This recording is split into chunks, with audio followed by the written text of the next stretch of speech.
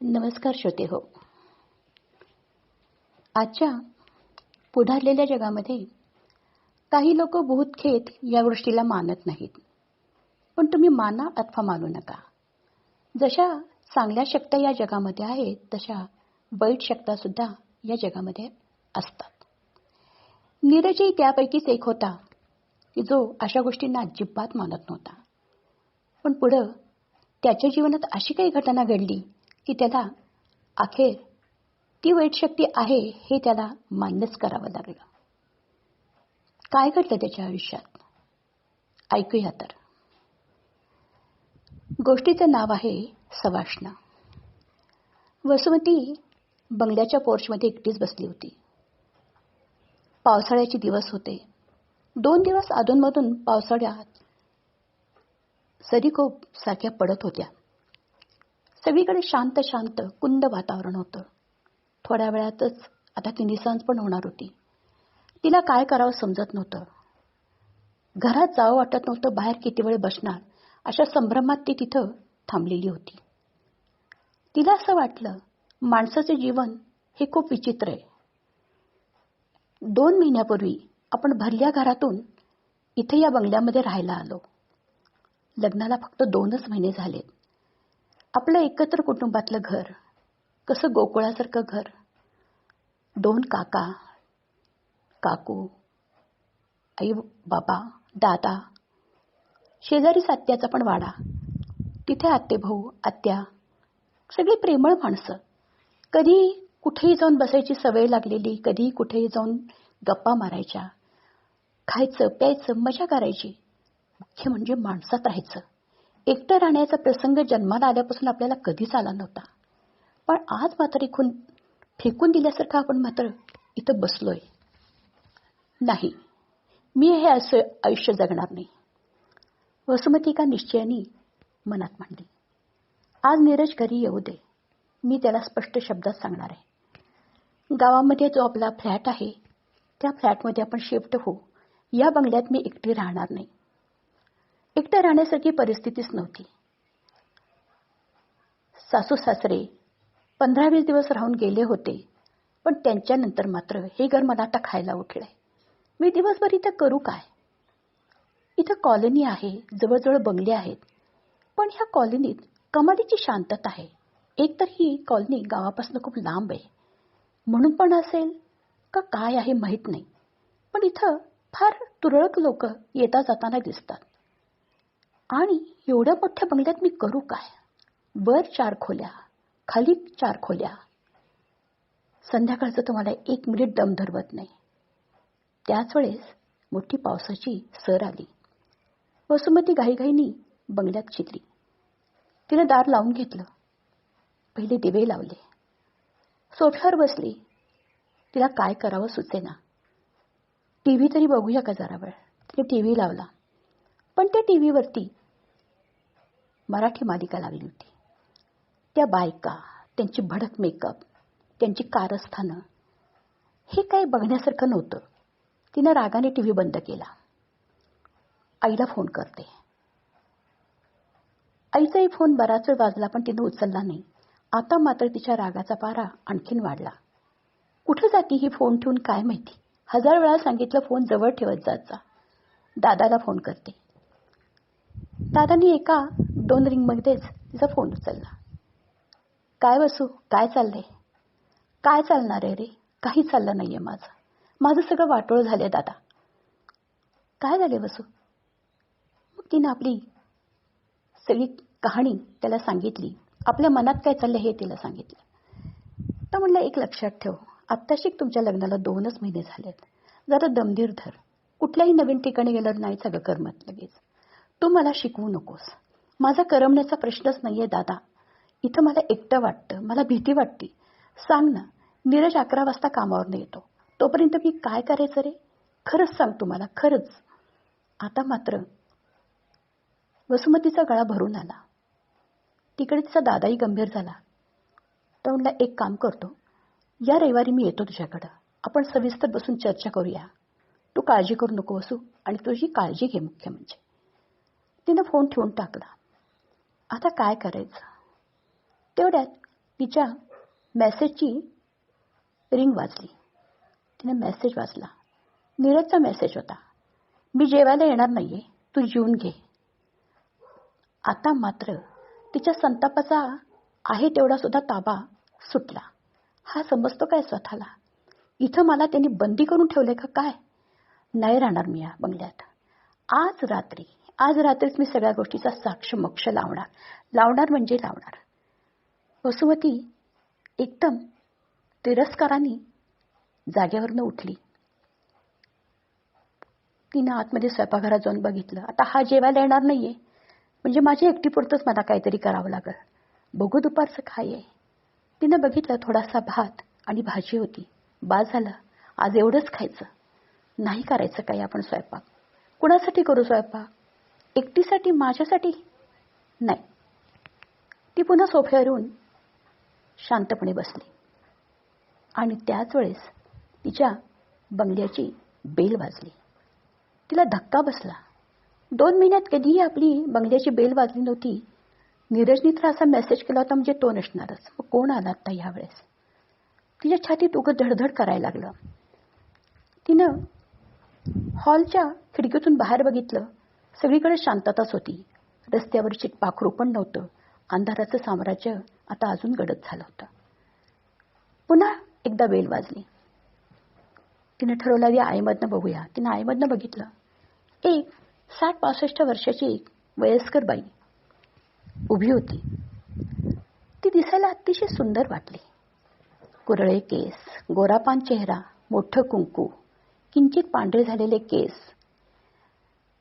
कानात कुड्या, गळ्यात मंगळसूत्र, पाटल्या बांगड्या, ऑफ व्हाईट कलरची साडी आणि लाल कलरचा ब्लाऊज. अरेच्चा, ही कोण आहे? ही बाईला आपण बघितला नाही कॉलनीत. अर्थात आपण बघायला बाहेर पडलोच कुठं, गाडीतून घरात, घरातून गाडीत. ह्या कोण आहेत? ह्या आपल्याकडे कशाला आल्यात?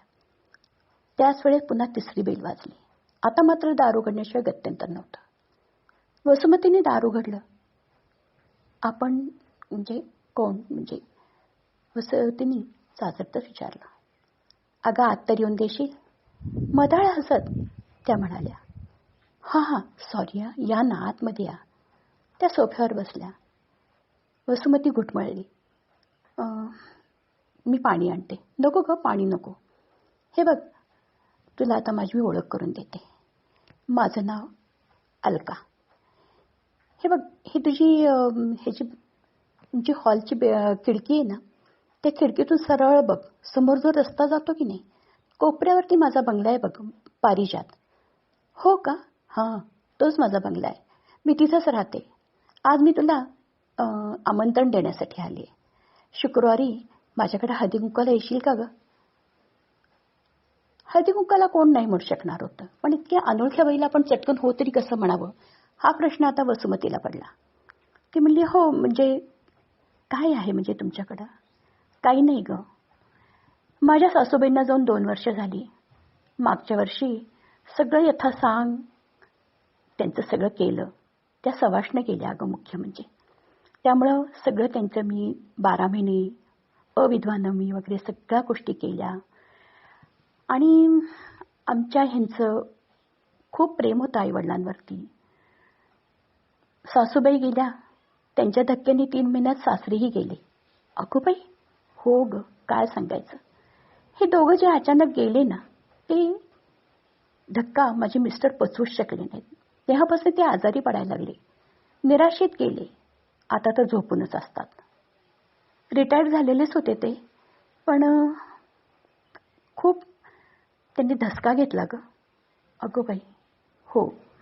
तर आता मी विचार काय केला की सासूबाईंच्या स्मृतिदिनी दिवशी एखाद्या सवाष्णीची ओटी भरावी. आणि तू अचानक माझ्या समोर दिसलीस परवा दिवशी. मला खूप आनंद झाला, म्हणून तुला आमंत्रण देण्यासाठी आले. येशील ना ग? वसुमतीला नाही म्हणता आलं नाही. म्हणजे हो, येईन ना हो, त्यात काय. अगं खरंच माझ्या सासूबाई खूप चांगल्या होत्या, खूप हौशी, खूप. त्या म्हणजे आमच्या घराची एक रौनक होती अगं. त्या गेल्या तशी आमच्या घरात एक वेगळीच अवकाळा पसरली. मला तर त्या अगदी मुलीसारखं त्यांनी सांभाळलं बघ. आजही त्यांची आठवण झाली की माझ्या छातीतच धडधड करतं, माझ्या डोळ्याला पाण्याच्या धारा लागतात. असं म्हणून त्यांचे डोळे गच्च भरून आले. वसुमतीला प्रश्न पडला, आजच्या काळामध्ये सासूसाठी जुरणारी, सुनेसाठी जुरणारी सासू पहिल्यांदाच त्यांनी बघितली. अगो बाई, तुम्ही वाईट नका वाटून घेऊ. शेवटी कसं असतं, काळापुढं कुणाचं काय चाललंय ते खरं आहे ग, पण माणसाचा लळा पण तितकाच खरा असतो ना ग. आज 2 वर्ष झाले बघ, मी त्यांना थोडी सुद्धा विसरू शकली नाही. ती म्हणली हो. तिने पटकन जाऊन पाणी आणलं, त्यांना दिलं. त्यांनी पाण्यात काही पिलंच नाही, ग्लास तसाच खाली ठेवला. मी कॉफी करते तुमच्यासाठी. नको नको ग, आता घरी जाऊन जेवायचं. ह्यांना थोडं जेवायला बळीनी घालावं लागतं. जेवत नाहीत, बोलत नाहीत. माझीच सगळं एकटीचं चालू असतं बघ घरामध्ये. चल मी निघते, 7:30 वाजायला आले. आणि हां, तू शुक्रवारचं तेवढं लक्षात ठेव. 4-4:30ला आलीस तरी चालेल, पण विसरू नकोस. वसुमती म्हणली नाही नाही, मी विसरणार नाही, मी नक्की येईन तुमच्याकडे हळदी कुंकाला. ती बाई निघून गेली. वसुमतीनी बंगल्याला नीट कडी लावली आतून. ती सोफ्यावर विचार करत बसली. कितीतरी दिवसांनी इतकं सौंदर्य, पवित्र सौंदर्य नजरेस पडलं. नाहीतर आजकाल गाऊन घातलेल्या बायका, नाहीतर घट्ट ड्रेस घातलेल्या त्या, याही वयातल्या बायका नको वाटतं बघायला. कुठे गेली ती संस्कृती? 9वारी साडी किंवा 5वारी साडी, ह्या किती सुंदर दिसत होत्या. खरंच वेगळंच वाटलं त्यांच्याकडे बघून. आता पण ही शेवटचीच पिढी असणार असं वाटतंय. वसुमती अशा विचारात गळून गेली. थोड्या वेळाने तिने उठून दहीभात खाल्ला आणि शांतपणे ती नीरजची वाट बघत बसली. आज नीरजशी बोलायचंच तिने हे ठरवून टाकलं होतं आणि या आमंत्रणाविषयी सुद्धा सांगायचं. पण नीरज आला 11:30 वाजता. आला तो मग कंटाळा आला असा म्हणतच आला. अरे जरा ऐक माझं, दिवसभर मी एकटे बसले, ते काय करू बसू मी, काय करू काय सांग. अगं आज क्लायंटच्या मीटिंग होत्या. हे बघ खूप थकलोय मी ग. खरंच आपण काय जे असेल ना, शनिवार रविवार आपण बोलू. शनिवार रविवार म्हणजे आठवडाभर मला तुझ्याशी बोलायला सुद्धा मिळणार नाही? असं नाही ग, तू गैरसमज करून घेऊ नको. खरंच मी खूप थकलोय. कपडे बदलत तो अक्षरशः ढेपाळल्यासारखा बोलत होता आणि त्यांनी जाऊन कधी तो बेडवरती पडला आणि त्याला कधी घोरायला लागला हे त्यालाही कळलं नाही. वसुमती चाट पडली. खरंच गुरासारखी कामं करतात ही लोक, पण सोन्यासारख्या माणसांना मात्र बोलायला यांना वेळ नसतो. खरंच काळ खूप वाईट आहे. पण मी वेळात वेळ काढून या विषयावर बोलणार, नाहीतर मी सरळ माहेरी निघून जाणार. जोपर्यंत तो फ्लॅट तो घेत नाही, जोपर्यंत आम्ही गावात राहायला जात नाही, हे तो माझं मान्य करत नाही, तोपर्यंत मी शांत बसणार नाही. तर आता राहिला त्या हळदीकुंकाचा आमंत्रणाचा विषय. त्याला काय सांगायचंय? तो ऐकण्याच्या मनस्थितीतही असतो का? आपण आपल्या शुक्रवारी जाऊन 4-4:30ला जाऊ आणि घेऊया हळदीकुंकू, जाऊन घेऊन येऊया. बघ पुढं सांगू नंतर. असा विचार करत परत 2-3 दिवस गेले. शुक्रवारी 4 वाजता व्यवस्थित तयार होऊन ती बंगल्याला कुलूप लावून त्यांनी सांगितलेल्या रस्त्यावरनं चालत होती. नेहमीप्रमाणे तुरळक माणसं येत जात होती. तिनं छत्री हातात घेतली. जोरात पावसाची सर आली. तिने छत्री उघडली आणि ती हळूहळू चालत पारिजात बंगला असं बघत ती चालली होती. आणि नेमकं तिला तो बंगला अगदी कोपऱ्यावरती असलेल्या साईडला दिसला. हाच बंगला असं. पण बंगल्याची काही अक्षर उडाल्यासारखी वाटत होती. खूप पाचोळा, खूप हे वाटत होतं. ती मुली खरंच आहे, बिचारी एकटीच आहे, म्हातारी बाई आहे, नवरा असून नसल्यासारखा आहे. काय करेल एकटी बिचारी? खरंच बायका हातबुद्ध असतात कधी कधी. तिनं जाऊन बेल वाजवली आणि त्यांनी दार उघडलं. त्या तर आणखीनच सुंदर दिसत होत्या. हिरवी साडी, त्यांच्या सौंदर्यात अजून भर पडली होती. सात्विकतेचा अगदी कळस म्हणायला पाहिजे अशा त्या दिसत होत्या. क्षणभर वसुमती त्यांच्याकडे बघत राहिली. अगं ये, मला वाटलं विसरलीस का काय? नाही हो, विसरीन कशी. ती आतमध्ये गेली. त्यानं बघितलं बंगल्यातला हॉल बऱ्यापैकी टापटीप ठेवलेला होता, पण आजूबाजूला जरा पसारा वाटत होता. बेडरूममध्ये कोणीतरी झोपल्यासारखं दिसत होतं. तिने त्याच्याकडे जरा दुर्लक्ष केलं. आपली ओळख नाही, जास्त खोलात शिरायला नको. त्या म्हणल्या बस. तिथेच एका खुर्चीवरती ती बसली. त्या म्हणल्या, बरं झालं ग तू आलीस. मला खूप बरं वाटलं. माझी इच्छा पूर्ण झाली बघ. मग तिनं वसूंनी त्यांना प्रश्न विचारला, तुम्हाला म्हणजे मुलबाळ वगैरे? अगं मला एक मुलगी आहे, पण माझे जावई आहे ना सीमेवरती काम करतात. त्यांच्या सतत बदल्या होतात अगं, त्यामुळं जिथं नवरा जाईल तिथे तिला जाणं भाग आहे. पण ती मला करते फोन. अधूनमधून तिथे चालू असते चौकशी, पण ती तरी बिचारी आता ती हिमाचल प्रदेशामध्ये गेली बघ. अरे बापरे. हो इतक्या लांब, हो इतक्या लांब. काय करायचं गं, जावं लागतं, नोकरी आहे शेवटी. आता राहते मी. हे बघ काय आहे, एक माणूस ठरवला आहे. तो 3 दिवसातून एकदा बंगल्याची साफसफाई बाहेरची करून जातो. मला काय हवं नको ते आणून देतो. असं चाललंय बघ. मला तर बाहेर पडणं शक्य नाही, पावसाळ्यात तर काहीच नाही. असं सगळं बोलणं चाललं. मग त्यांनी तिच्यासाठी चहा करून आणला. तिने तो चहा घेतला. चहा वेगळाच वाटला, पण तिने तो गपचूप पिला. त्यांनी तिची मस्त साडीनी ओटी भरली. नारळ, साडी, जे काही ओटीचं सामान असतं, हिरव्या बांगड्या, सगळं तिला दिलं. नथ, एक छोटंसं मंगळसूत्र की ते चक्क सोन्याच होतं. तिला खूप संकोच वाटला. मोठ्या वाट्या असलेल्या अशा मंगळसूत्राच्या वाट्या बघून ती म्हणजे, अहो एवढं? अगं हे काहीच नाही, ह्याच्यापेक्षा मला जास्त करायचं होतं. बघ गजरा आणायचा राहिला. कोण जाणार गं, जे आहे त्यात करते बघ. यथा सांग तिची ओटी भरल्यानंतर त्यांना खूप आनंद झाला. 5:30 वाजायला आले असतील. वसू म्हणजे, मी जाऊ का आता, कारण मलाही वेळेत पोचलं पाहिजे, पाऊसही अधूनमधून कोसळतोय. त्यांनी तिला एक पिशवी दिली. त्या पिशवीमध्ये तिनं सगळं ते सामान ठेवलं आणि ती त्यांचा निरोप घेऊन निघाली. परत ये बरं का, फार आवडलीस तू मला, असं त्या वसूला म्हणल्या. तिला पण हसायला आलं. ती म्हणली, मनात म्हणली, मला पण तुम्ही खूप आवडलेत. पण जाऊ द्या, आपण कसं लगेच त्या म्हणल्यावर आपण म्हणायचं नाही का. ती पण हसली. तिनं हलवून त्यांचा निरोप घेतला. आता बंगल्यावर पशी ती निघाली होती. आता बंगला काही अंतरावरून तिला तिचा दिसायला पण लागला होता. पण त्याच वेळेस तिला अतिशय जड वाटायला लागलं, की जणू काही मनामनाचं ओझं कुणीतरी आपल्या डोक्यावर ठेवलंय, आपल्या हातापायात कुणीतरी लोखंडाचं ओझं ठेवलंय असं तिला वाटायला लागलं. तिचे डोळे रस्त्यातच कपकप मिटायला लागले. हे काय होते हे तिला कळेना. ती कशी बशी तरी सावरत घरी गेली. तिने कसं बसतं ते दार उघडलं. बंगल्याचं दार तिनं पहिलं काळजीपूर्वक आतून बंद केलं. कॅरी बॅग तिथंच टाकली आणि सोफ्यावर आडवी झाली. आणि तिला असं वाटलं की आपण लांब गोल गर्तेत, गोल काळ्या कुट्ट विहिरीत हळूहळू हळूहळू आपण जातोय, अशी तिला भावना निर्माण झाली. आणि तिला गाढ झोप लागली. किती वेळ गेला कोण जाणे, पण त्याच वेळेस तिला असं अंधुक असं जाणवत होतं, कुणीतरी आपल्या आजूबाजूला उभं आहे, कुणीतरी आपल्याकडे बघतंय, कुणीतरी आपल्या मागोमाग आलंय. पण हे सगळं चालू असताना तिचं साधं बोटही उचलत नव्हतं. अशाच अवस्थेत तिला गाढ झोप लागली.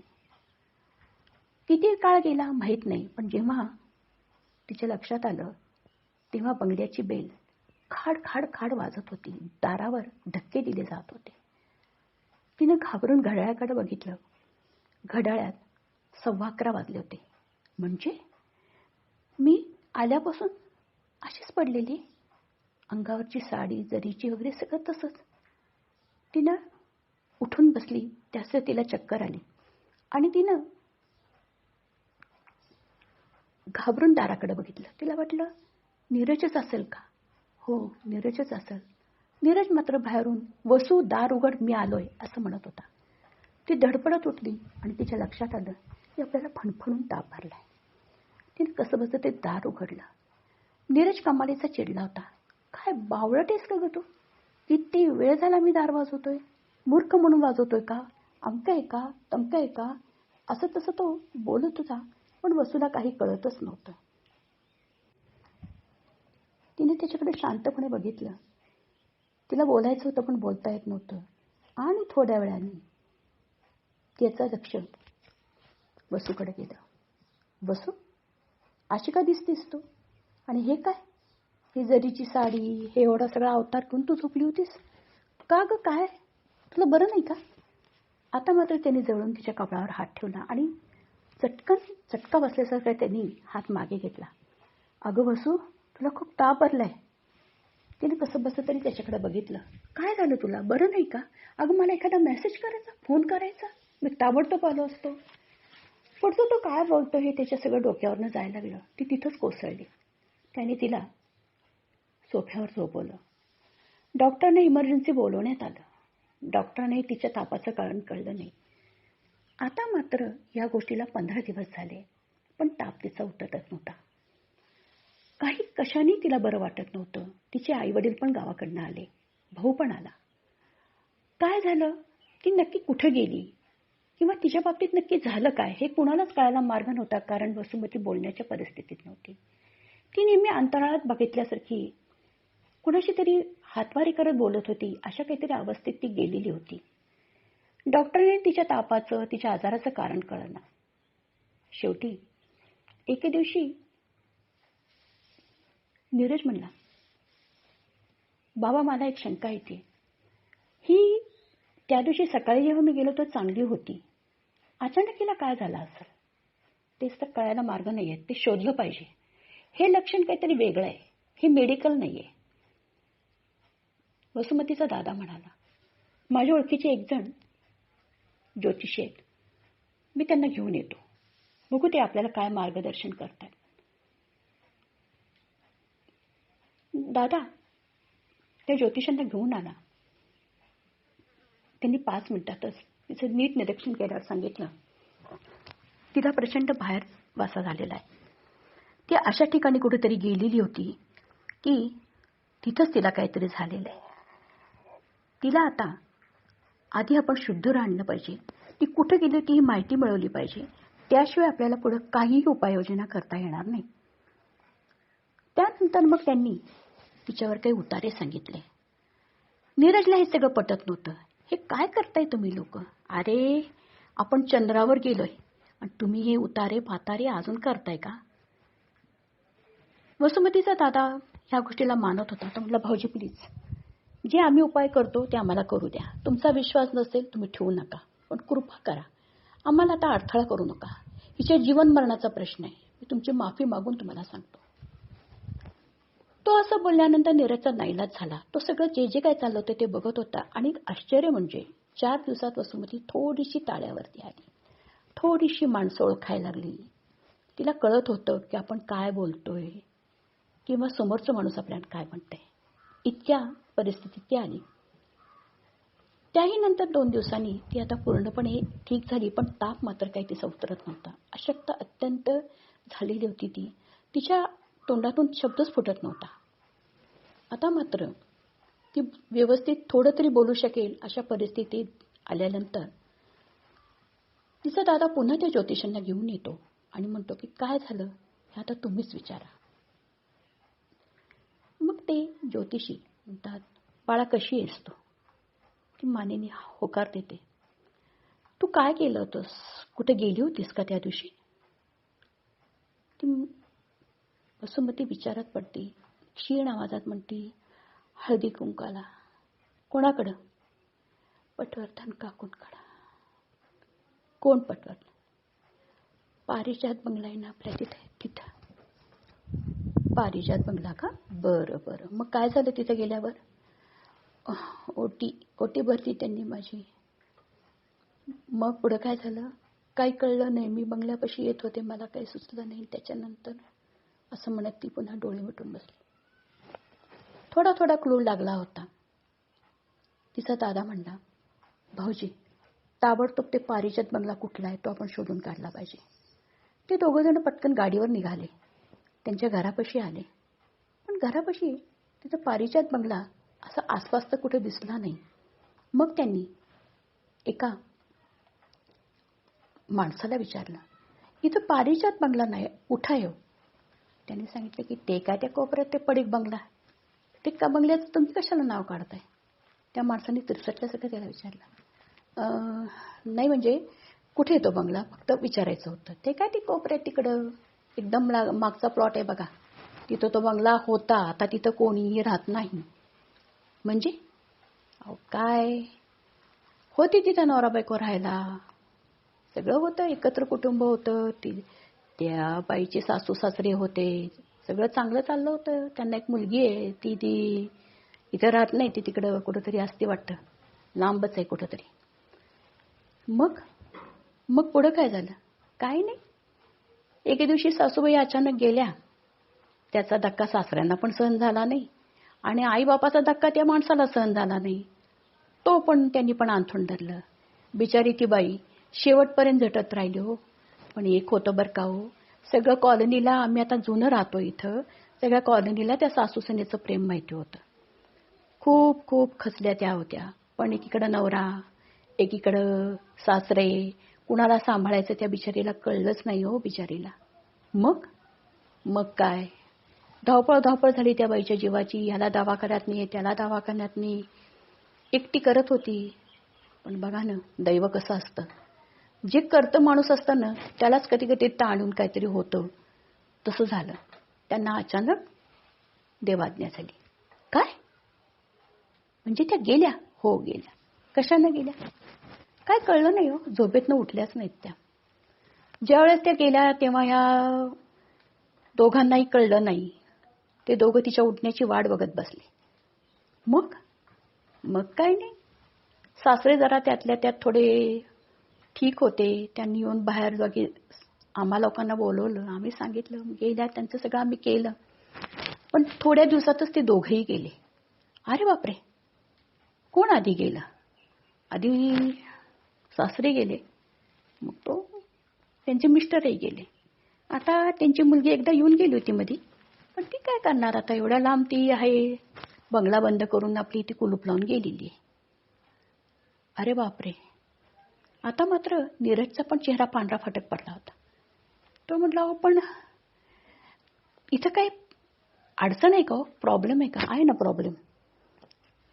त्या बाईचा आत्मा अजून इथं राहतो. सासूवर अतिशय प्रेम, घरात करता करता अचानक निघून जाणं, सगळ्या अर्धवट गोष्टी. ती फिरती इथं, काय नाही, येते म्हणते की या माझ्याकडे हळदी कुंकवाला. मागच्या वेळी 2 बायका तिथं गेल्या आणि भयंकर आजारी पडल्या. एक हाती लागली नाही, एकीला आता बरं आहे थोडंसं. हाती लागली नाही म्हणजे तिला बरंच नाही झालं, तिचं निदानही झालं नाही, तिला बरंही वाटलं नाही. पण तुम्ही एवढं सगळं खोदून का विचारताय? मात्र नीरजचा चेहरा आता पांढरा फटक पडला. मला काका एक उपकार करता का? तिथपर्यंत फक्त आम्हाला आमच्याबरोबर येता का? चला की, मी काय रिटायर्ड माणूस, नाहीतरी चक्रा मारणार, तो आज तिकडे चक्कर मारतो.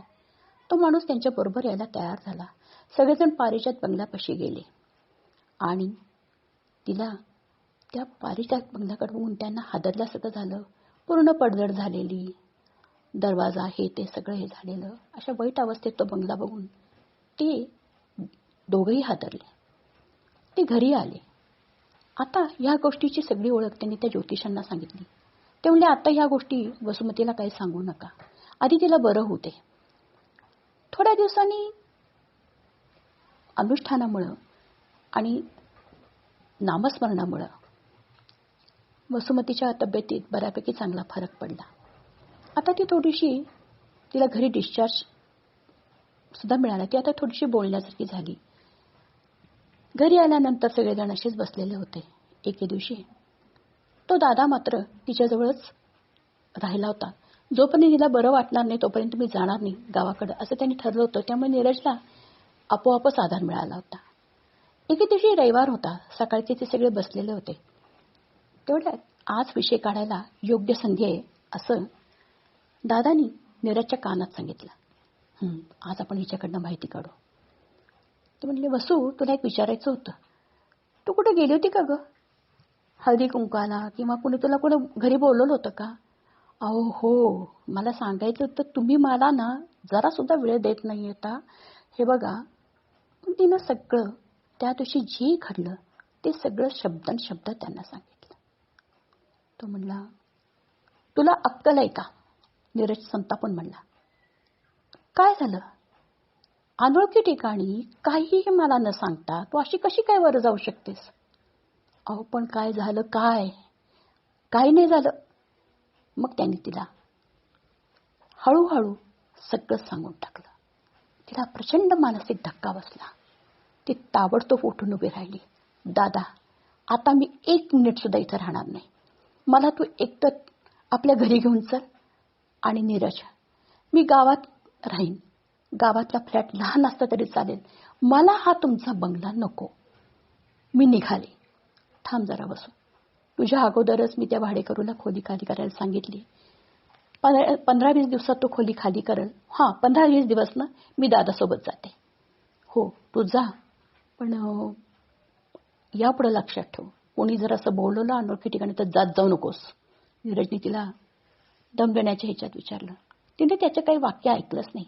ती आहे त्या साडीवरती जाऊन तिच्या दादाच्या गाडीत जाऊन बसली. दादा, चल आत्ताच्या आत्ता इथनं निघ. बर. सगळेजण गाडीत बसले. नीरज त्यांना हात करत होता. पण त्याच वेळेस एक अत्यंत घटना धक्कादायक घडली. ते बघून नीरज आणि वसुमतीचा दादा दोघेही हादरले. गाडीत बसल्याबरोबर वसुमती त्या रोडकडे बघत राहिली आणि तिथून हात करायला लागली. कुणाला हात करतेस ग तू? काकूंना. ती हसत म्हणली, मूर्ख आहेस का? असं म्हणत दादानी तिच्या गाडी जोरात न्यायला सुरुवात केली. कसे बसे तरी ते त्यांच्या माहेरी पोचले. माहेरी तिची सगळी काळजी घेतली जात होती. पण आदनमधनं ती अंतराळात कोणाशी तरी बोलायची, काहीतरी हातवारे करायची. हे मात्र तिच्या मागं लागलेलंच होतं. एके दिवशी ती वाड्याच्या खोलीत एकटीच बसलेली होती. तिची आई खूप रडत होती. काय झालं माझ्या वसूला? ती बाई, त्या बाई हिला का सोडत नाहीये? का माझ्या मुलीला धरलंय हिनं?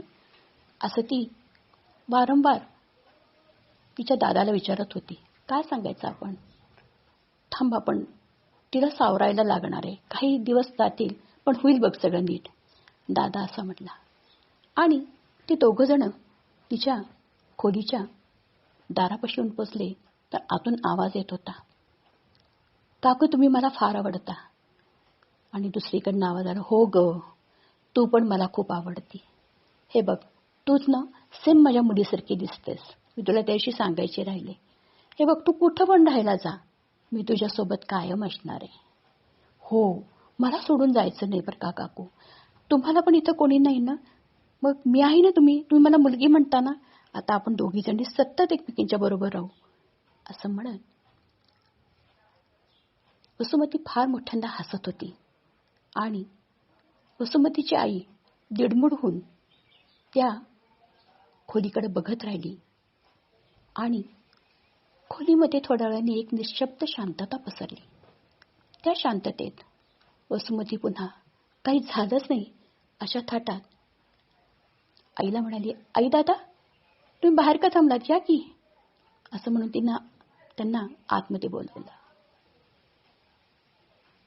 समाप्त.